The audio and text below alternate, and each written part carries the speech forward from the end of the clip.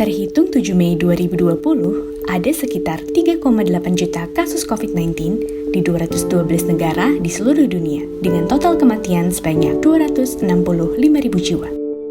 Pada pertengahan Maret hingga awal April, terjadi lonjakan jumlah kasus harian secara global, dari 13.000 kasus per hari menjadi 80.000 kasus per hari.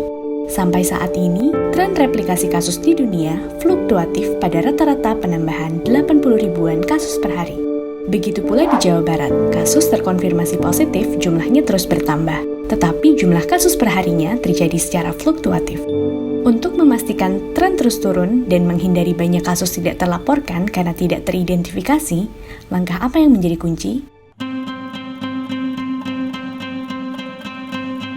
Langkah penanganan COVID-19 telah banyak kita bahas sebelumnya, seperti kebijakan karantina wilayah yang diterapkan di Italia dan Cina, kampanye social distancing di Korea Selatan, dan pembatasan sosial berskala besar di Indonesia.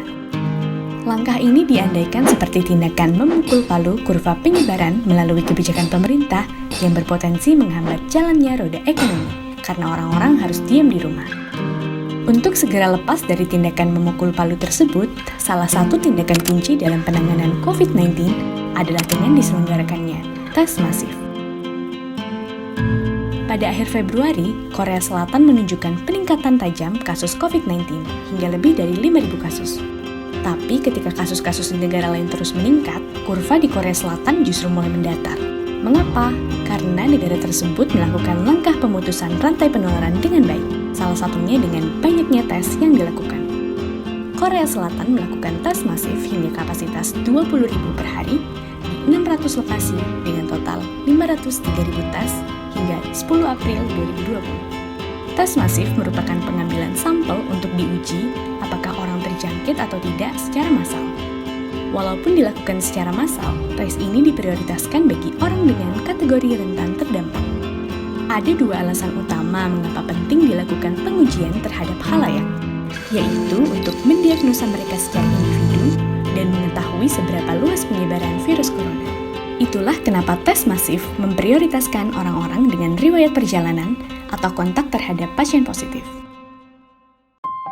Di Jawa Barat telah dilaksanakan lebih dari 90.000 tes terhitung 6 Mei 2020.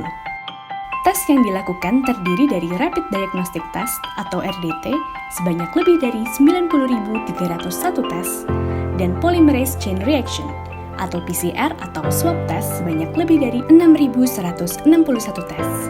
RDT merupakan tes yang digunakan sebagai screening medis awal untuk mendeteksi COVID-19 melalui pemeriksaan darah. Pada hasil RDT yang reaktif, berarti ditemukan antibodi terhadap virus corona yang akan dilakukan pemeriksaan lebih lanjut dengan metode PCR. PCR merupakan pemeriksaan diagnostik dengan mendeteksi keberadaan molekul genetik virus corona dari membran mukosa tenggorokan. Tes ini dianggap paling akurat untuk memastikan apakah seseorang terinfeksi COVID-19. Kasus terkonfirmasi positif bergantung kepada kemampuan tes harian sejak kebijakan tes masif dimulai. Berarti angka terkonfirmasi akan meningkat seiring dengan meningkatnya kemampuan tes harian.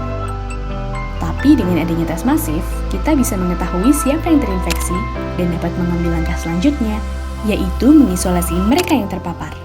Lalu, dari kasus terkonfirmasi positif ini, pemerintah bisa melakukan pelacakan kontak untuk menemukan kemungkinan orang-orang yang tertular dan mengkarantina mereka agar virus tidak semakin menyebar luas. Tes masif, pelacakan kontak, isolasi pasien, dan karantina suspek adalah tindakan kunci dalam melandaikan kurva penyebaran COVID-19, selain tentu saja kepatuhan dalam pembatasan sosial.